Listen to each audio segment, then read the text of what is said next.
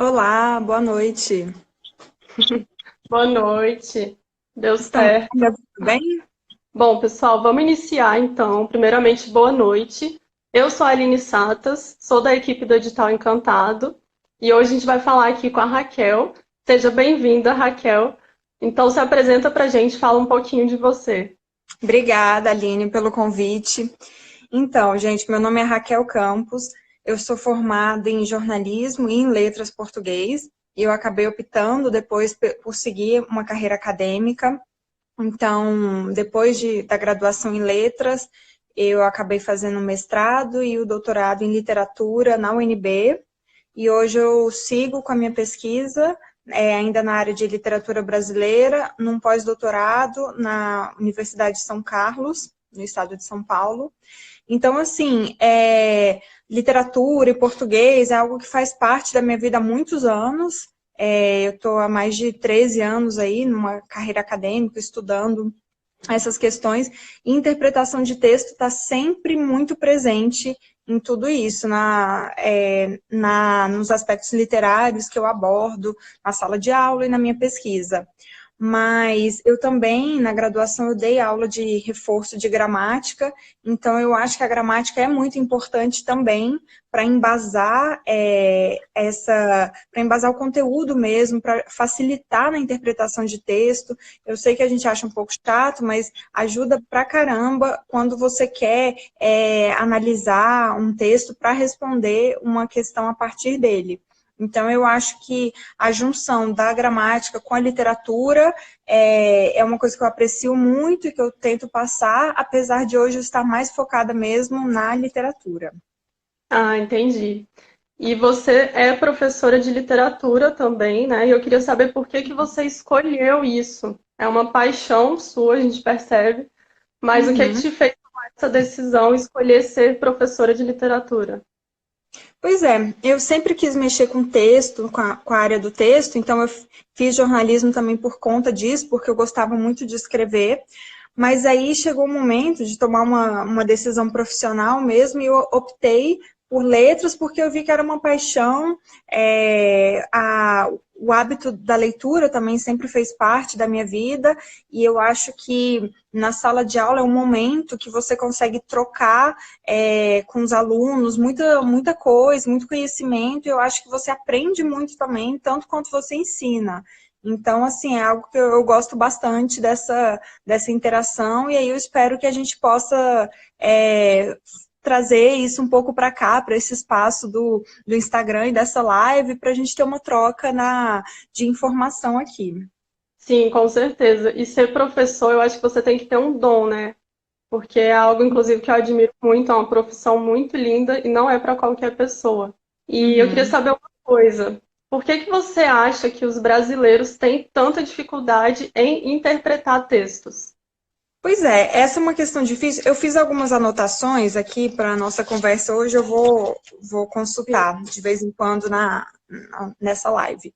Mas, além das questões educacionais estruturais que envolvem desigualdade social do país, coisas muito complexas e muito difíceis de se consertar, além disso, existe uma falta do hábito da leitura que acaba atrapalhando muito a capacidade de interpretação de texto, porque a capacidade de interpretar um texto envolve também o vocabulário, então você tem que conhecer bem a língua e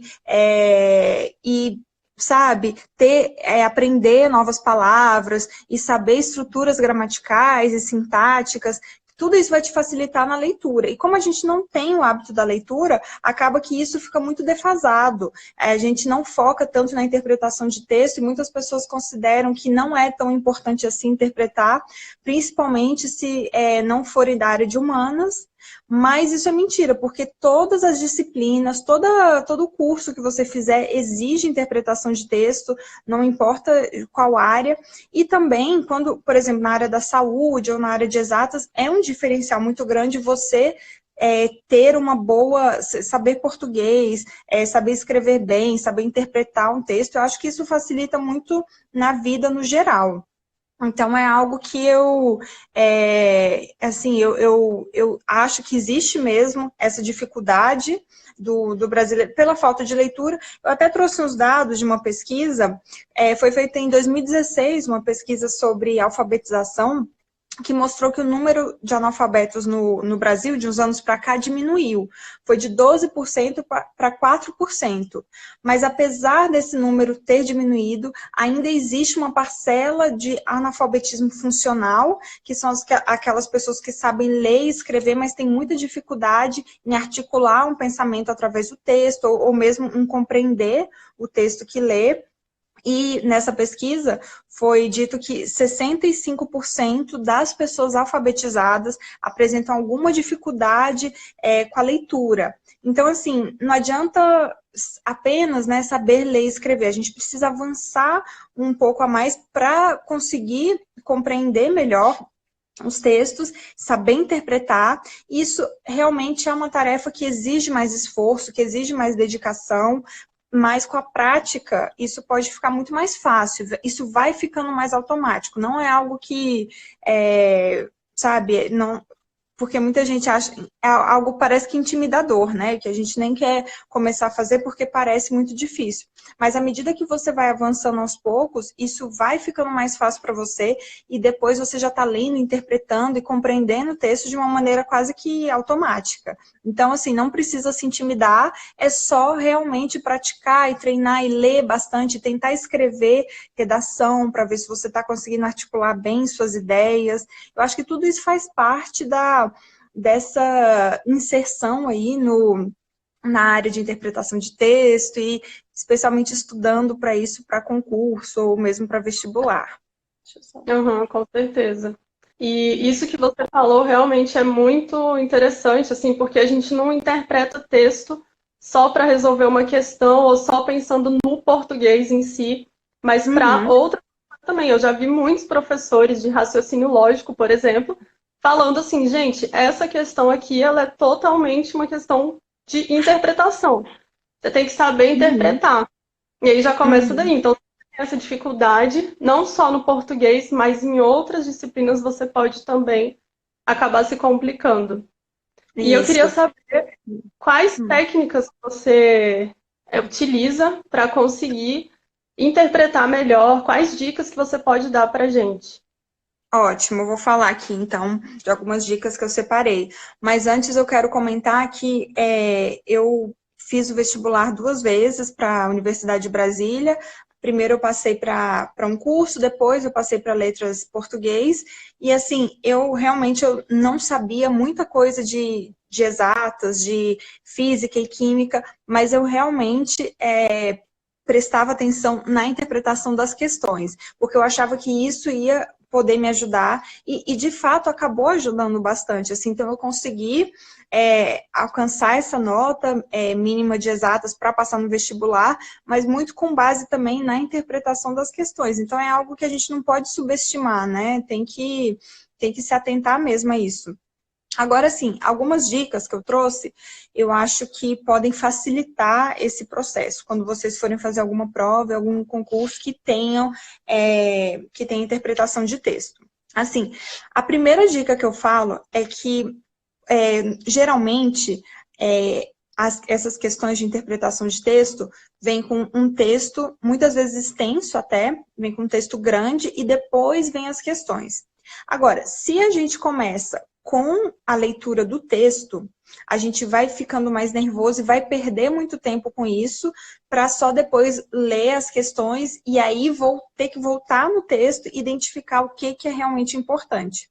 Então, a primeira dica que eu dou já é você ler primeiro as questões.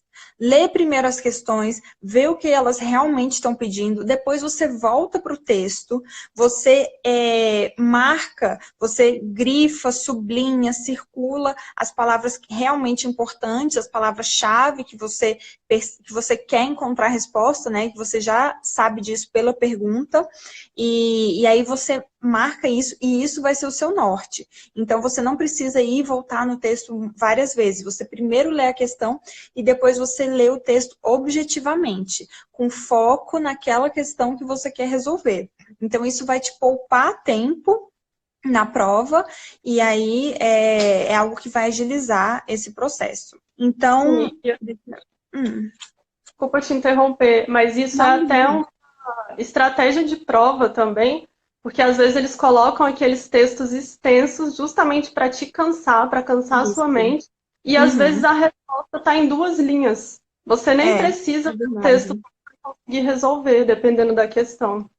Então é muito É interessante você verdade. falar isso, que é uma estratégia de Uhum. prova. E assim, é isso. Quando a gente lê um texto muito extenso, e se várias questões da prova têm um texto muito extenso, isso acaba cansando, e assim, aí a nossa capacidade de atenção e de concentração vai diminuindo. Então, por exemplo, algumas questões que eu trouxe aqui, que a gente vai resolver daqui a pouco, elas marcam até as linhas. A questão pergunta de 2 linhas específicas. Então, você já pode ir para esse parágrafo, não é só ler as 2 linhas, é ler o parágrafo em que elas estão para tentar entender a ideia geral do parágrafo. Mas você não precisa necessariamente ler o texto todo. E Uhum. porque isso vai cansando a vista, vai diminuindo a atenção. São provas longas, né? Que você fica horas fazendo. Então, é importante a gente se poupar para conseguir resolver da maneira mais rápida e mais fácil possível, mais conveniente para quem está fazendo a prova. Então, assim, essa é a primeira dica que eu dou. E, então, eu trouxe outras dicas aqui. Eu acho que Tá. na maior parte das vezes é apresentado um texto que é seguido por questões de interpretação, mas ao mesmo tempo elas são misturadas com questões de vocabulário ou questões do sentido de algumas expressões dentro daquele contexto. E aí, nesse espaço também trazem muitas questões sobre figuras de linguagem, que é uma coisa que a gente tem que saber para conseguir responder essas questões na hora da prova. Isso aparece com bastante frequência. E assim, é, essa dica aí de ler primeiro as questões e depois o texto, ainda assim eu ressalto que é importante, depois de você ler, então, as questões, esse reconhecimento no texto das palavras-chave, dessas palavras que você acha que vão conter as respostas para o que está sendo perguntado.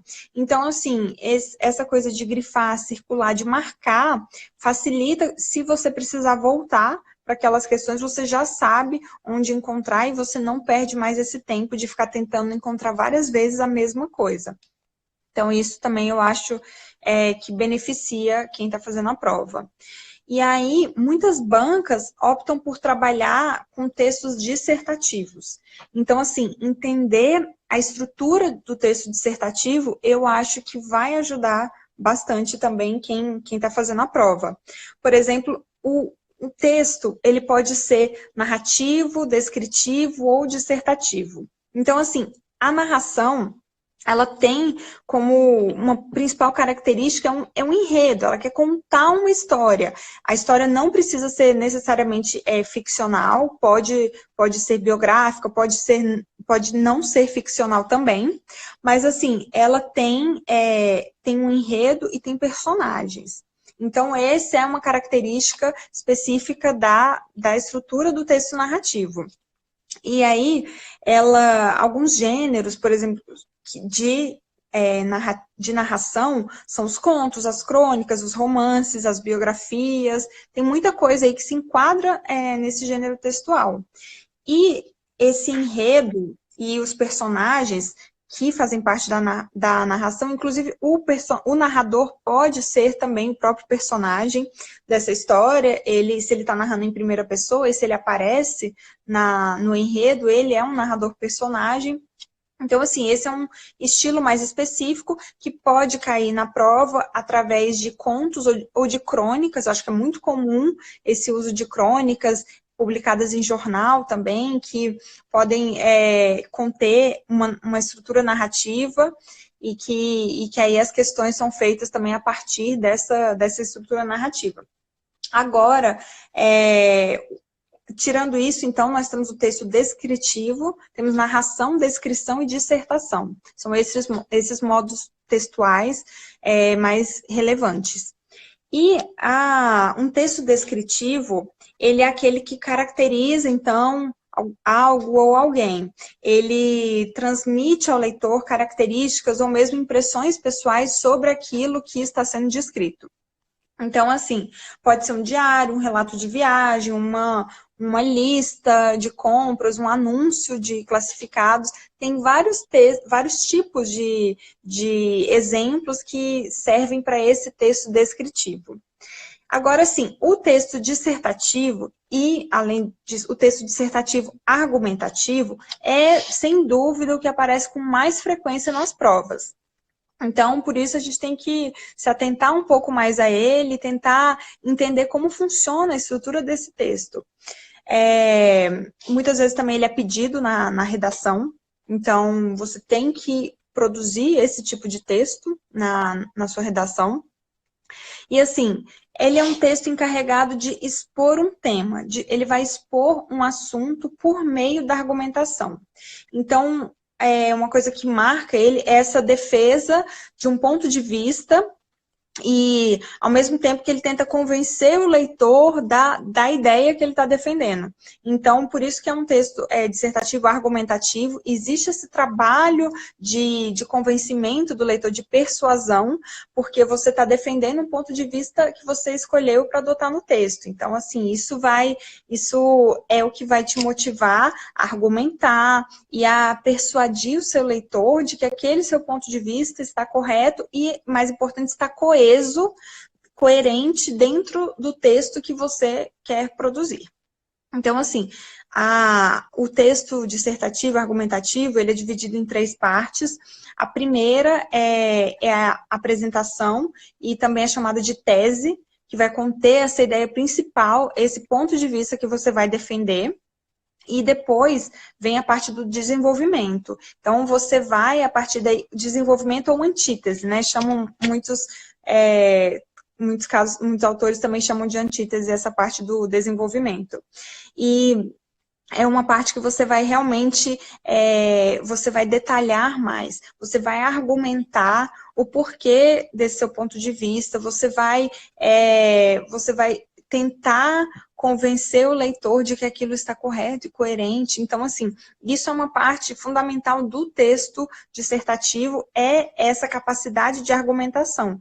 E aí, para isso, né, a interpretação de texto ajuda muito a você entender o que o texto está pedindo e ajuda também, em contrapartida, naquilo que você mesmo vai escrever. No final do texto é a conclusão, ou também chamam de nova tese, que você vai, não necessariamente resumir, mas você vai você vai fechar, você vai apresentar um fechamento das ideias. Então, assim, não precisa ser um resumo de todo o texto que você fez para repetir as mesmas coisas no último parágrafo, mas você vai tentar articular uma nova ideia, essa nova tese, que não quer dizer que seja contrária àquilo que você já escreveu, mas só que é um outro formato para você concluir seu texto. Então, se no começo você quis defender, por exemplo, argumentar contra o desmatamento ou algo que esse seja o seu tema, no final, na conclusão, você pode já também acrescentar alguma coisa, uma sugestão, sabe, uma outra visão daquilo em poucas linhas, e que essa visão, que chamam de nova tese, que nada mais é que a conclusão, é isso que vai fechar a conclusão, né? Isso vai fechar o seu texto. Então, assim, isso vai fechar a sua argumentação.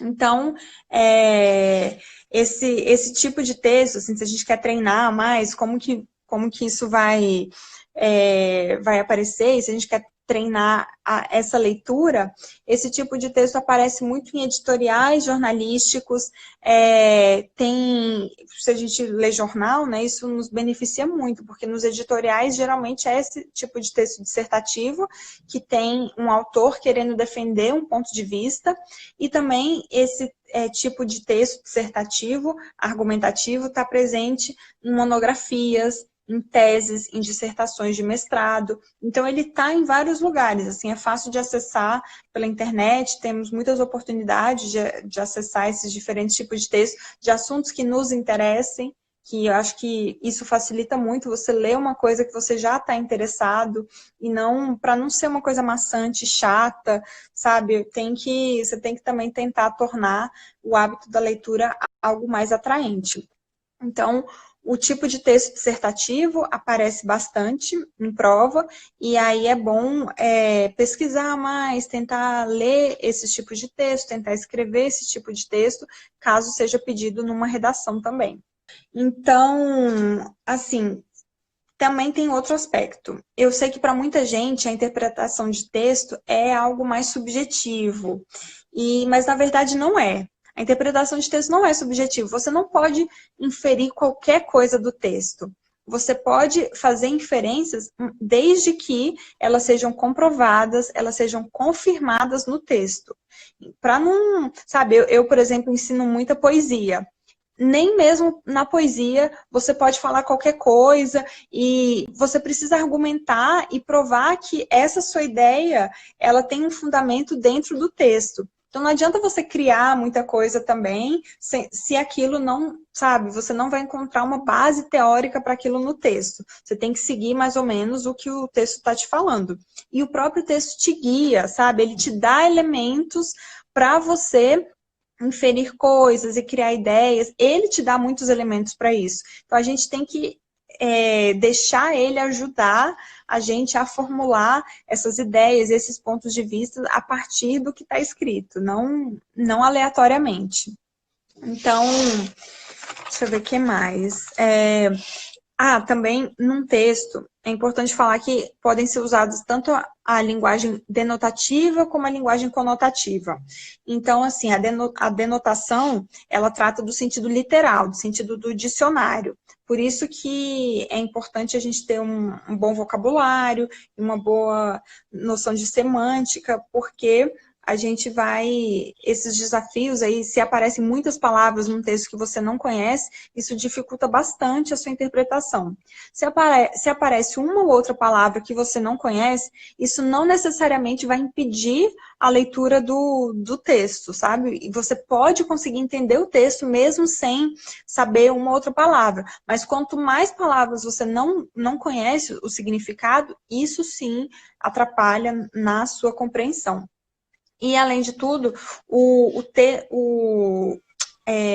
uma linguagem conotativa também pode aparecer no texto, que é uma linguagem no sentido figurado. Então, aí que aparecem, por exemplo, metáforas, metonímias, personificação, hipérbole. Aí, através de uma linguagem conotativa, que aparecem as figuras de linguagem, que também é bastante importante a gente estudar e saber bem. Principalmente essas 4 são as que mais aparecem: a metáfora, a metonímia, a hipérbole e a personificação. Geralmente são essas. E eu acho que para auxiliar ainda mais nos estudos de interpretação de texto, é importante estudar os seus elementos linguísticos. Então, a pontuação, especialmente o uso da vírgula, pronomes relativos, conjunção, utilização da crase, regência, concordância. Esses aspectos que parecem um pouco mais chatos e difíceis, mas é importante a gente saber para conseguir entender melhor o texto e para conseguir escrever melhor também. Eu acho que uma dica para ampliar o vocabulário, se você não tem ou se você não gosta desse hábito da leitura, você pode também fazer palavras cruzadas. É uma dica que eu já recebi há muito tempo atrás, porque é uma maneira meio lúdica de você ampliar o seu vocabulário. Você está fazendo uma coisa divertida e, ao mesmo tempo, você está acrescentando palavras novas e conceitos novos, está ampliando o seu vocabulário e a sua cultura, no geral. Assim. Então, acho que não é necessariamente bom ficar só restrito a isso, mas essa é uma coisa que pode também ajudar na interpretação. Agora, Aline, eu já estou falando demais, né? Não, mas pode falar, quanto mais eu vou falar só mais um pouquinho e aí a gente já começa a resolver, então, as questões que eu trouxe. Tá. Eu acho que é muito comum na preparação para um concurso os candidatos acabarem focando muito mais nas matérias específicas do que por exemplo, na interpretação de texto. E isso já foi provado várias vezes que é um grande erro, porque a interpretação de texto pode ajudar nas outras questões. E aí, também, num concurso muito concorrido, qualquer erro, qualquer deslize que você dá já vai te prejudicar bastante. Então, assim, com certeza vão ter questões que você precisa saber interpretar um texto, e aí, se você não tem essas ferramentas, você acaba se prejudicando.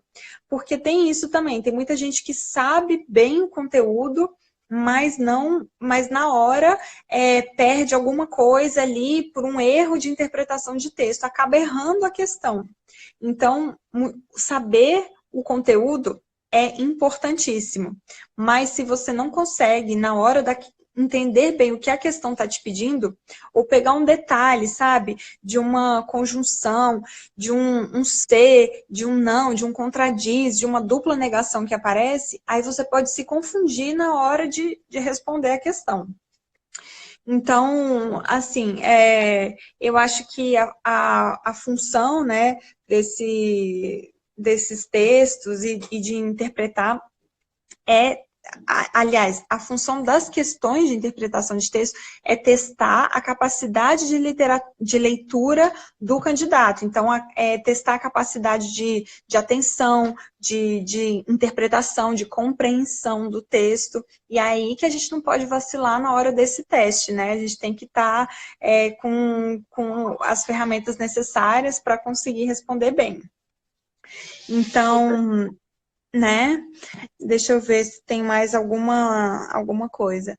Eu acho que é, eu acho que assim, também conhecer a banca, né, é uma coisa muito importante no concurso que você vai fazer. Eu acho que isso a maioria das pessoas já sabem, mas isso também tem diferença no estilo de texto das questões.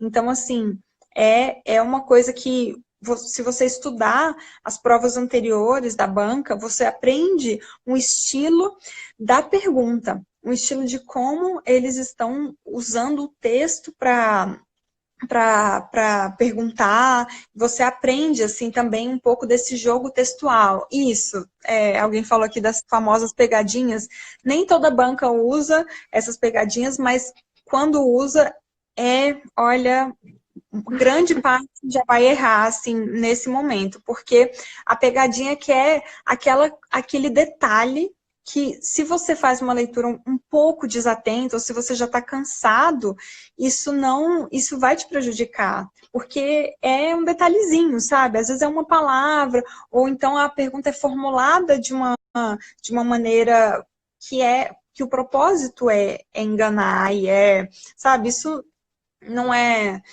um tipo de questão muito legal, mas a gente também tem que saber não cair nessas armadilhas. Então, acho que Sim, essas são algumas dicas que eu tenho para hoje, Aline. sim, e você falou que a leitura é muito importante, né? A prática da leitura. E Uhum. eu queria saber, assim, com base nisso, né? Questões de interpretação de texto, você teria algum livro para indicar que possa facilitar a vida do concurseiro, para que ele consiga Uhum. interpretar melhor? Olha, assim, eu até separei alguns títulos de livro, mas eu pensei melhor, eu acho que isso é um pouco individual, e eu acho que eu estava pensando também em sugerir, mais que um livro, eu acho que o hábito de ler jornal diariamente, ou sempre que puder, é algo que, além de você ficar uma pessoa informada, você consegue, você tem que tentar decifrar texto. Nem todo texto jornalístico é simples. Tem muitos textos e muitas colunas, por exemplo, da Folha de São Paulo, que são mais difíceis, que são mais elaboradas, exigem mais a nossa atenção. Então, eu acho que a leitura de jornais mesmo já pode ajudar muito. Eu acho que a literatura, e aí a literatura, sim, não é necessariamente Machado de Assis, nem os livros que você leu na escola, nem essa de Queiroz, nem sei lá, o que foi pedido na minha época pelo menos. Mas a literatura pode ser algo que você sinta algum prazer em ler, em acompanhar. Então, tem vários gêneros, sabe? Terror, suspense, romance, tem biografias, tem, sabe, livros com artigos. Então, eu acho que você pode encontrar aí algum assunto que você tenha interesse, e qualquer assunto pode ajudar realmente nessa questão da interpretação de texto. E eu acho que é bom ter uma ou duas boas gramáticas, que eu acho que também para consultar algumas questões que você tenha, dúvidas sobre concordância, regência, coisas que vão aparecer na leitura. Normalmente, quando você está lendo, aparecem dúvidas não só de vocabulário, e quando aparecem as dúvidas de vocabulário, é bom também ter um dicionário por perto, sempre o Google, sabe? Hoje é muito mais fácil responder essas dúvidas. E também, consultando uma gramática, isso você aprende muito mais português e aprende muito mais sobre ferramentas para utilizar no texto. Então, assim, essa é também uma dica mais geral que eu dou. Sim, e eu concordo que eu acho que muito mais do que ter um livro ou outro que você vai indicar, é igual você falou, o hábito da leitura, né? Que isso Isso. aí, seja o que for, algo que você goste de ler, se você tiver aquele hábito, você já vai aumentar o seu vocabulário. Eu acho que a maior dificuldade é que quando você sugere leitura, as pessoas realmente entendem uma literatura que elas possivelmente não gostaram no colégio e assim, aí vira aquele tipo de trauma, né? Você foi obrigado a ler um livro que você não queria e você acaba achando que o hábito da leitura é uma coisa muito chata e desagradável. Só que hoje existem várias opções, assim, várias mesmo, e além de tudo tem os best-sellers, e que são histórias geralmente mais fáceis e que podem ser uma introdução ao mundo, a esse universo da leitura e da literatura, que podem, aí você vai também se interessando por outras coisas, vai abrindo caminho, sabe, para outros tipos de leitura que eu acho que, sabe, eu acho que ampliam o nosso, não só a nossa capacidade de interpretar o texto, mas o nosso conhecimento de mundo, assim, tem muita coisa que eu acho que a gente pode se beneficiar através disso. Sim, com certeza. Então, vamos começar aqui com a resolução das questões, que a gente pegou uma Vamos. prova do CESP de 2019, é uma prova recente, que foi da Uhum. PRF, algumas questões de interpretação de texto. Então, vamos lá. Olha, então a gente vai tentar fazer assim. Essas questões têm um texto antes, e aí eu vou. E aí eu tô achando que por causa do horário, eu não vou ler o texto inteiro. Eu vou, da mesma forma que eu sugeri, a gente vai primeiro nas questões e depois a gente volta no texto para tentar entender. Pode ser? Pode ser. Então, assim, eu vou virar aqui para vocês acompanharem a leitura das questões, tá? Então, aqui, essa é a primeira questão, ainda sem ler o texto, a gente vai voltar para o texto depois. No que se refere aos sentidos e às construções linguísticas do texto precedente, julgue o item a seguir. Infere-se do primeiro parágrafo do texto que boêmios da pá virada e vampiros diferem biologicamente dos seres humanos em geral, os quais tendem a desempenhar a maior parte de suas atividades durante a manhã e a tarde. Então, a gente já vê aí que o texto está falando um pouco dessa questão de dia e de noite, de luz e da noite, de trocar o dia pela noite, também é algo que vai aparecer. Então, assim, ele já fala aqui, infere-se do primeiro parágrafo. Então, vamos direto ao primeiro parágrafo. Olha, gente, a letra tá pequena, mas eu vou lendo aqui, tá? A vida humana só viceja sob algum tipo de luz, de preferência a do sol, tão óbvia quanto essencial. Somos animais diurnos, por mais que boêmios da pá virada e vampiros em geral discordem dessa afirmativa. Poucas vezes a gente pensa nisso, do mesmo jeito que devem ser poucas as pessoas que acordam se sentindo primatas, mamíferos ou terráqueos, outros rótulos que nos cabem por força da natureza das coisas. Então, assim, aqui estamos de volta à questão. no que se refere ao sentido e à construção linguística, a gente tem que julgar se essa frase abaixo está certa ou errada. E aí, vocês podem responder nos comentários também o que vocês acham e a gente vai discutindo. Infere-se do primeiro parágrafo do texto que esses boêmios da pá virada diferem biologicamente dos seres humanos em geral, os quais tendem a desempenhar, então, a maior parte das suas atividades durante o dia. Então, vou voltar aqui para mim um pouquinho para a gente falar sobre essa questão. E aí, se vocês acham que está certo ou errado, vocês podem responder aí nos comentários também, tá? Mas, vamos lá. Vampiros, por exemplo, é uma palavra que ele usou no texto para descrever as pessoas que têm hábitos noturnos. Então, assim, a palavra vampiro aí não está sendo usada no sentido denotativo, literal, mas no seu sentido conotativo e figurado. O texto não fala do vampiro, desse monstro do nosso imaginário. O texto usa essa palavra como metáfora para descrever um tipo de pessoa que prefere ficar acordada à noite e que troca a noite pelo dia. Então assim, aí isso nos leva a ficar atentos ao uso do advérbio biologicamente. Por quê? Pode haver até uma diferença de preferência das pessoas pelo dia ou pela noite, mas não existe uma diferença biológica. Então, aí a gente já avalia se a questão está errada. Por quê? Essa palavra, né, que é usada no início da questão, infere-se, diz respeito a uma inferência que você faz no texto. Então, ou seja, uma indução, uma conclusão lógica que nós podemos tirar com base no texto. E aí, muito cuidado com isso, né? Porque a gente pode fazer várias inferências, mas elas têm que estar baseadas no que o texto diz, como eu já disse anteriormente. E aí, assim, como o texto não diz que existe nenhuma diferença biológica entre quem prefere o dia ou prefere a noite. Então, aí a gente já vê que a resposta está errada. Porque existe só uma diferença de preferência mesmo, pelo dia ou pela noite. E não nenhuma distinção biológica entre esse tipo de ser humano. Então, agora, nós vamos para a segunda questão. Aqui, essa é outra questão. É correto inferir do trecho: o homem da luz já deve ter se transferido para o mundo das trevas eternas, linha 34 e 35, então ele já direciona para onde a gente vai no texto, que provavelmente o funcionário responsável pelo acionamento da iluminação urbana já morreu, certo ou errado? Vamos voltar ao texto. Isso, aqui tá bem no finalzinho, tá bem no final do texto. Então, assim,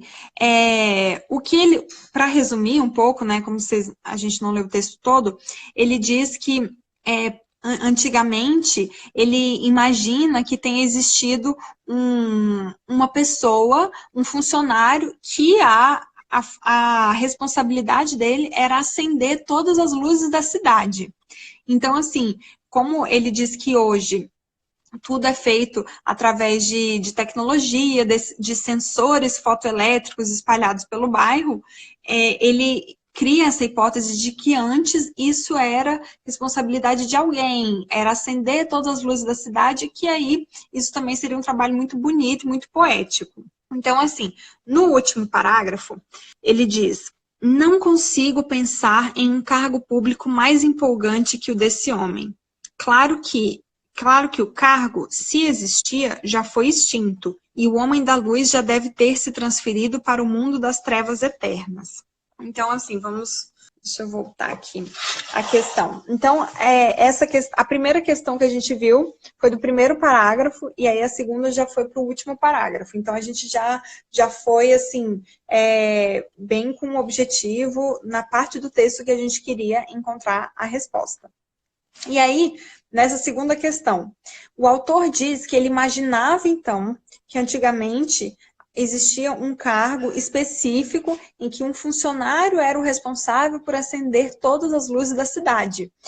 Isso é colocado de uma maneira até bem poética no texto. Mas essa hipótese que ele coloca é de um tempo distante, como ele mesmo deixa claro. Porque ele diz logo antes que atualmente tudo isso, esse acender de luzes da cidade, tudo isso é feito através de sensores fotoelétricos espalhados pelos bairros.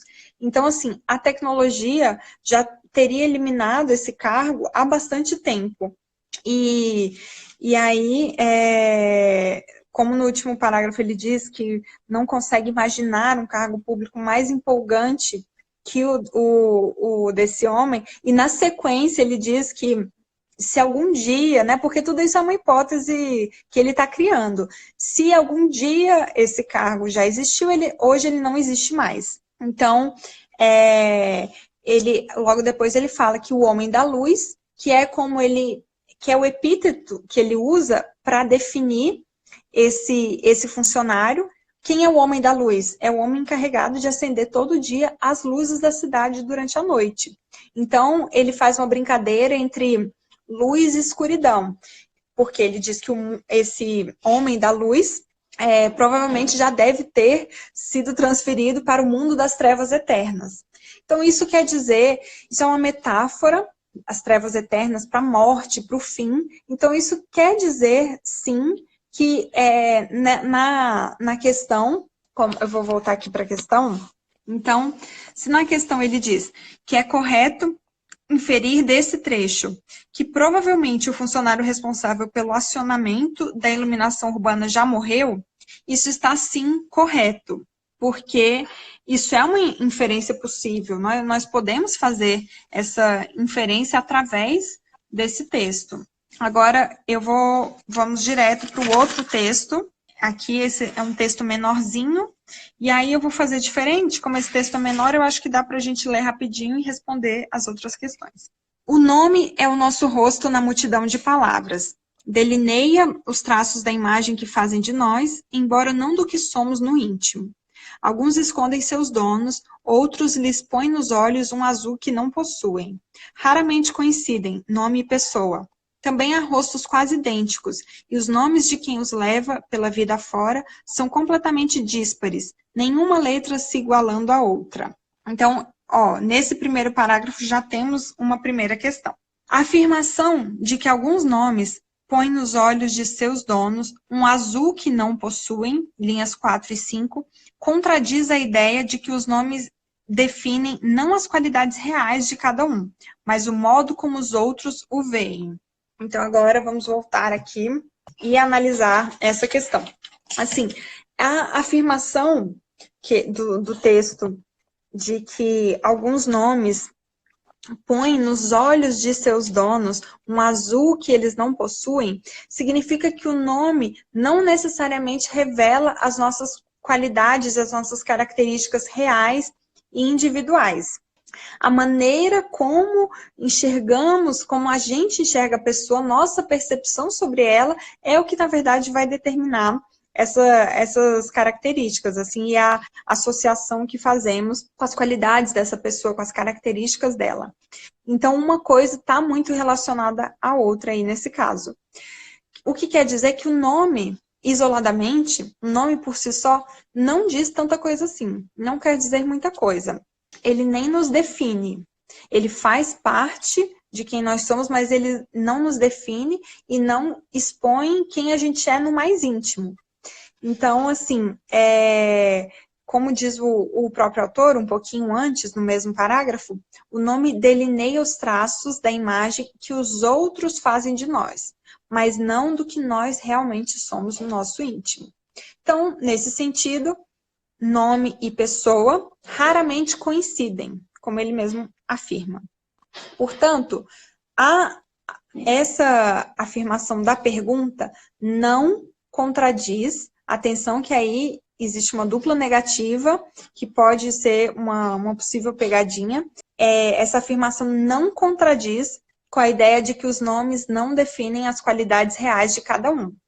Então, por conta disso, a resposta é errado, porque a pergunta diz o seguinte: essa afirmação contradiz com a ideia de que os nomes definem não as qualidades reais de cada um, mas o modo como os outros nos veem. Não é contraditória. Essa afirmação que ele está falando confirma exatamente isso e não contradiz. Por causa disso, a resposta da pergunta é errado. Agora, a outra questão que eu tenho sobre esse mesmo texto, vou virar aqui pela última vez, tá? Então, vamos lá. A informação apresentada pela oração, nenhuma letra se igualando à outra, nas linhas 7 e 8, é redundante em relação à informação apresentada na oração imediatamente anterior, servindo para reforçar-lhe o sentido. Vamos lá. É uma questão sobre o mesmo parágrafo que a gente acabou de ler. Então, eu não vou voltar para o texto ainda não. Eu vou mais falar sobre ele. Nesse parágrafo, diz... deixa eu ler aqui. Diz assim, que também há rostos quase idênticos, e os nomes de quem os leva pela vida afora são completamente díspares, nenhuma letra se igualando à outra. Então, o que significa, né? O que quer dizer aí, qual a função da palavra díspare? E aí também, né, é sempre bom ampliar o nosso vocabulário para, num momento como esse, a gente não errar a questão por causa de uma palavrinha-chave, nesse caso. Então, assim, díspare significa desigual, diferente, dessemelhante. E aí, como ele diz que se os nomes são completamente díspares, significa, então, que os nomes são completamente desiguais. E aí, essa afirmação está de acordo com a frase seguinte que ele coloca, que é de que nenhuma letra se iguala à outra, no caso desses nomes.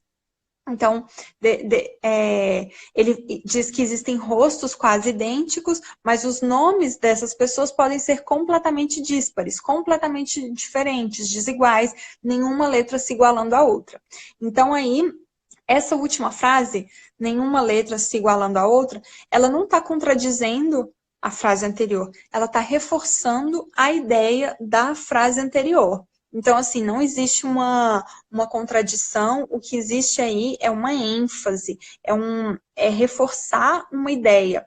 Por isso que ele diz que é redundante na questão, porque a redundância é um recurso textual, é algo que a gente usa para enfatizar uma ideia ou para reforçar um ponto de vista, para reforçar alguma coisa no texto que a gente quer argumentar e quer defender. Então, assim, e também tem uma parte da estilística, né, do texto, que a repetição ou a redundância pode se tornar algo bem literário ou poético, dependendo do que o autor pretende. Então, assim, o que a questão diz exatamente essa informação apresentada, nenhuma letra se iguala à outra, é redundante em relação à informação apresentada na oração imediatamente anterior, que diz que nenhuma das letras seria equivalente. Então, isso está certo, porque existe aí uma redundância. Existe uma oração que está servindo para reforçar a oração anterior. E aí, nesse sentido, nós temos uma redundância. Assim, em todas essas questões, a gente viu que tem vários elementos em jogo. É o vocabulário,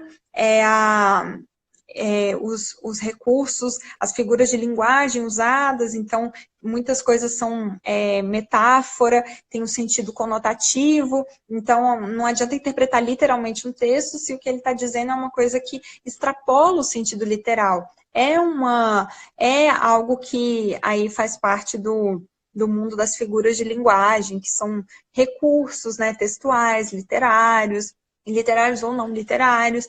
Então, tem toda uma série de questões aí referentes à interpretação de texto que nos ajudam a entender o texto como um todo e aí são fundamentais para responder essas perguntas. Eu trouxe aqui alguns exemplos que eu acho que deu para entender um pouco como que isso funciona na prática. Isso é de um concurso, né, bem recente, do ano passado, e de uma banca super importante. Então, assim, se a gente conseguir entender esse tipo de questão, isso já pode dar uma motivação, que você consegue responder, desde que você siga aí algumas dessas dicas e se atente aos detalhes do texto. Eu acho que foi mais ou menos isso que eu preparei para hoje. Sim, nossa, muito bom. Acho que esclareceu aí para muita gente que tem dificuldade. E a gente queria Uhum. deixar aberto agora também para alguém que queira fazer alguma pergunta, se alguém ainda tem alguma dúvida, quer saber alguma Isso. coisa, esse é o momento. Ah, podem perguntar, se quiserem. Você tem alguma pergunta, Aline? Não sei, acho É, que não. tá bom, né? Já deu, já falei bastante. Pelo que eu já ouvi aqui de todas as suas dicas, para mim já esclareceu bastante. E esses Uhum. dias eu estava lendo sobre isso, sobre uma pessoa que fez uma publicação falando que ela gosta muito de ler. E aí ela falava Uhum. assim: você gosta de ficção, então leia ficção. Se você gosta de quadrinhos, leia quadrinhos que Isso, seja, sabe? isso. Porque qualquer Uhum. coisa que você for ler, igual você falou, às vezes as pessoas têm uma ideia muito negativa da leitura. Elas encaram É. isso como algo chato, mas procure então o que te atrai, o que você gosta, porque assim você vai se inserindo nesse Uhum. mundo da prática da leitura. Foi legal você falar a coisa dos quadrinhos, porque eu gosto muito de ler quadrinhos. E assim, eu acho que muita gente tem esse preconceito, né? Acha que é só uma coisa de super-herói, mas não necessariamente. Eu leio muitos quadrinhos também que são adaptações de livros, né? De livros super importantes e de clássicos da literatura. Então, muitas vezes a gente não quer acessar diretamente o clássico por achar muito difícil. Existem outras formas de contornar isso e de tornar a leitura mais acessível e interessante. Assim, eu leio bastante quadrinhos também por conta disso, mas eu não deixo de ler os clássicos e os originais também, porque eu acho importante. Mas eu Com queria certeza. agradecer aqui quem está comentando e Você quem está recebendo os elogios. elogios. Eu agradeço muito, muito obrigada por terem acompanhado e fico super feliz em compartilhar aqui esse conteúdo com vocês. Sim, e hoje mais cedo eu estava conversando com a Raquel e ela falou: Nossa, quando eu vejo uma questão de interpretação de texto, para mim a resposta já está ali, na própria questão. Então, é uma coisa Ai, assim, você tem muita facilidade justamente porque você está inserida já nesse mundo. E é, as suas dicas foram maravilhosas. Eu queria agradecer por quero só você ter falar que participado. demorou para chegar nesse nível, assim, não é uma coisa imediata, né? Eu tô, sei lá, desde que eu passei no vestibular até hoje são 14 anos. Então, assim, 14 anos trabalhando com literatura e com português, com texto literário. Então, não precisem se desesperar que isso não é automático, nem de um dia para o outro, mas o hábito é, assim, vai renovando todo esse seu potencial de escrita, de leitura, de conhecimento. Então, por isso que é tão importante assim. Sim, com certeza. E falaram aqui, ó, das palavras cruzadas, né? Que a gente pode fazer de um Uhum. jeito divertido também.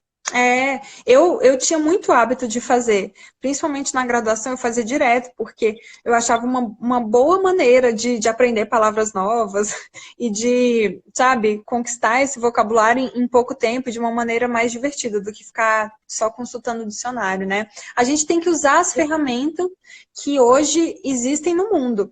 E assim, tem muita coisa, muito conteúdo na internet e muito conteúdo no YouTube que está aí para facilitar também a nossa inserção no mundo literário e no mundo do conhecimento. Tem muitas aulas disponíveis, tem muito material resumindo e ajudando na leitura de alguns livros, né, mais difíceis.